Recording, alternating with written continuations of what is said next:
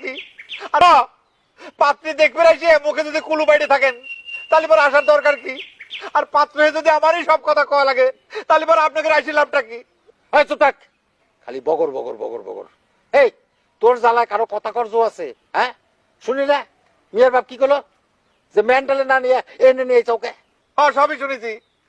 বিয়ে ঠিক করবে এসে আপনি আদারের কথা শুরু করে দিলেন। মেয়ে গান জানে কিনা, মেয়ে রাধা বাড়ি জানে কিনা, এসব উল্টে পাল্টা করতেন না করে বিয়ে কথাটা কলি বাড়িতে হইতো। আরে খোদা রে, আমার নামের সাথে নামটা পর্যন্ত মিলে গেছিল, লাইলি মজনু। এইরকম হওয়া কাম আপনারা শেষ করে দিলেন, হাতের লোককে আপনারা পায়ে ঢেললেন। আরে কাটাকাটি করিস নি মজনু, উপরওয়ালা যা করে ভালোর জন্যই করে। হ্যাঁ, এখন আর কোনো কথা কওয়া লাগবে না, চুপ করে থাকো। তোমরা কোনা গেছিলে, আইছিলে কিছুর জন্য? তোমরা খালি বিস্কুট খাওয়ার জন্য, তাই না? লোভী করে কর, রাক্ষস। চুপ করে থাক, কোনো কথা কবি না। চুপ থাক। এই তোকে না কিছু চুপ থাকবে? হ্যাঁ বিয়েটা কি ছেলের হাতের মোয়া? আচ্ছা ধরলেন যে মুয়া না, রসগোল্লাই হইলো। আচ্ছা বিয়ে হওয়ার জন্য মেয়ের গান জানা লাগবে কিসের জন্য? আপনারা দুজন কন তো, আমার ঘরে বোনরা আপনার ঘরে কয়খান গান শোনাইছে, তারা কি গান জানে? বড় ভাই ওর সাথে কথা কয় বিথা, আমার মনে হয় ওর মাথাটা একদমই গেছে।